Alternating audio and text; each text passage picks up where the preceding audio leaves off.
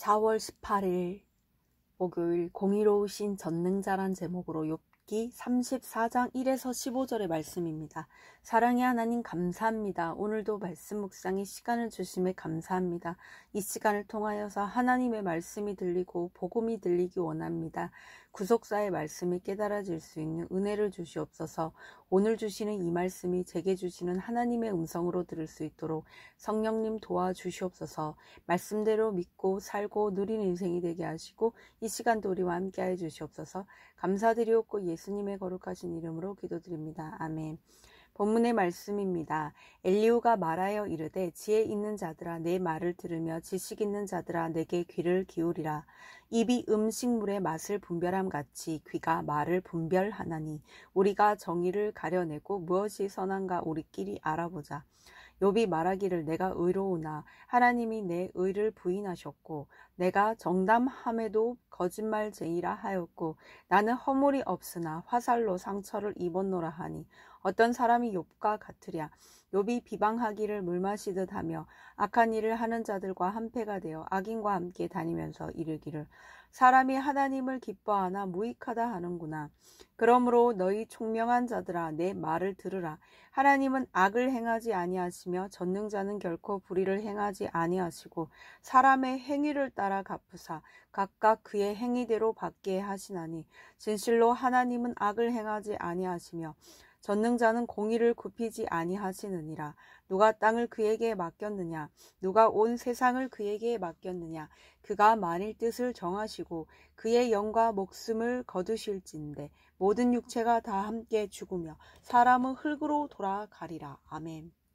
도움말입니다. 의롭다는 떳떳하고 옳다는 뜻입니다. 부인하다는 어떤 내용이나 사실을 인정하지 않다는 뜻입니다. 허물은 잘못, 저지른 실수를 말합니다. 한패는 같은 동아리 또는 같은 패를 말합니다.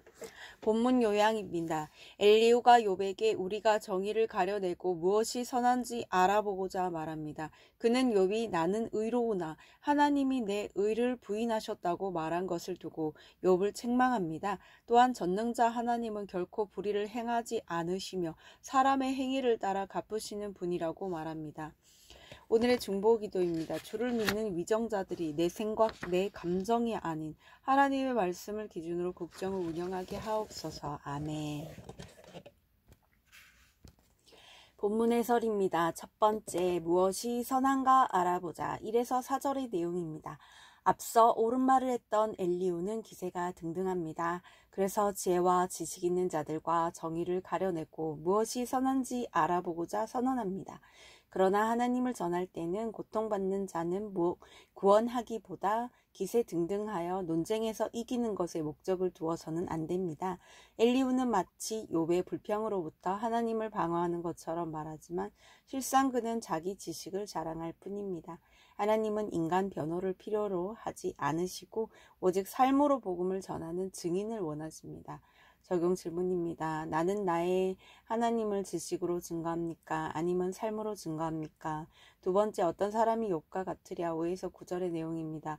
엘리후처럼 옳은 말로 다른 사람을 판단하기는 쉽습니다. 그러나 우리는 남을 판단하기 전에 그렇게 할 수밖에 없는 상대의 연약함과 내 내면의 죄성을 볼 수 있어야 합니다. 그런데 그보다 더 중요한 것은 내 죄를 보는 것입니다. 그럴 때 비판보다 공감을, 판단보다 긍휼의 마음을 가질 수 있습니다. 고통 가운데 하나님을 원망하는 욥을 비난할 것이 아니라 나도 그럴 수 있다는 영적 공감이 필요한 것입니다. 때로는 말없이 공감해주고 그를 위해 대신 회개하는 것이 더 귀중합니다. 적용 질문입니다. 상대의 연약함과 죄를 명쾌하게 지적하고 들춰내기보다 나도 그럴 수 있다는 생각으로 비판을 멈춰야 할 사람은 누구입니까?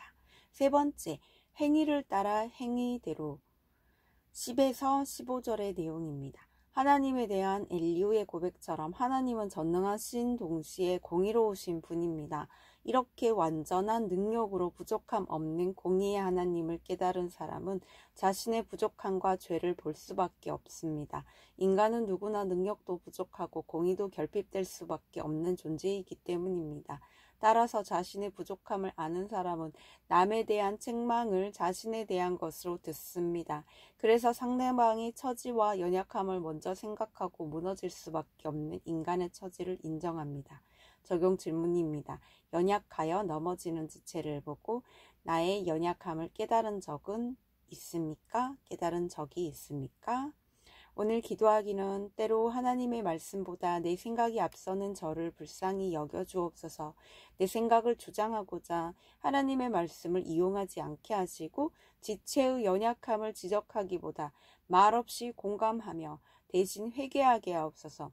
늘 넘어질 수밖에 없는 저의 연약함을 공동체에 내어놓으며 인내하게 도와주옵소서. 아멘. 묵상 간증입니다. 딸의 몸에 새겨진 나의 죄란 제목으로 이은희님의 말씀 적용글입니다.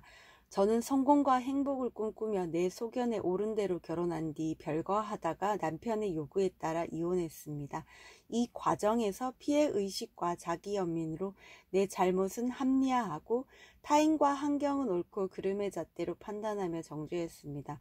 이후 지금의 남편과 재혼하면서 전 남편과 낳은 3살 된 딸과 함께 가정을 이뤘고 연이어 2 아들을 낳았습니다. 저는 재혼을 계기로 시댁을 통해 하나님을 만나게 되었지만 말씀에 가치관이 없다 보니 그저 복 주시는 하나님만 찾으며 열심히 신앙생활을 했습니다. 그러던 어느 날 초등학교에 입학한 딸이 사직 연산을 어려워하여 병원에 데려가 심리 검사를 받게 했습니다. 딸은 엄마와의 불안정한 애착 관계로 학습 장애와 충동 조절에 어려움이 생겼다는 진단을 받았습니다. 이렇게 하나님이 허락하신 사건으로 저는 내 행복만 우선시하며 첫 가정을 깨고 지금의 남편을 불륜으로 만나 재혼한 저의 죄를 공동체의 눈물로 고백했습니다. 그제야 저는 낮아진 마음으로 전 남편에게 이혼으로 아이를 불안하게 했음을 사과하고 아이의 치료 과정을 도와달라고 부탁했습니다. 또한 주일학교 선생님과 사역자의 신방을 받으며 스스로 옳다고 여기는 문제 부모인 저의 모습도 회개할 수 있었습니다. 어느새 성인이 된 딸은 주일 예배를 드리며 교회 소그룹 모임에도 잘 참여하고 있습니다. 그러나 외모를 우상으로 섬기며 술과 이성, 해외여행으로 외로움을 달래려 합니다. 그런 딸의 몸에는 여러 문신이 있는데 이를 볼 때마다 저의 숨겨온 악과 음란의 죄가 다 드러나는 것 같아 마음이 아픕니다. 하지만 말씀과 공동체의 도움으로 제가 회복되었듯이 딸의 공허한 마음도 하나님이 채워주실 줄 믿습니다. 삶으로 본을 보이는 게 자녀에게 가장 큰 가르침이 됨을 기억하며 천국 가는 그날까지 가족과 이웃을 섬기길 소망합니다. 딸을 있는 모습 그대로 인정하고 사랑하며 믿음과 진로, 신결혼 위해 기도하겠습니다. 이분에 적용하기는 일주일에 2번 이상 딸과 함께 운동하겠습니다. 딸에게 맛있는 음식을 만들어주면 식탁에서 대화를 나누겠습니다. 입니다.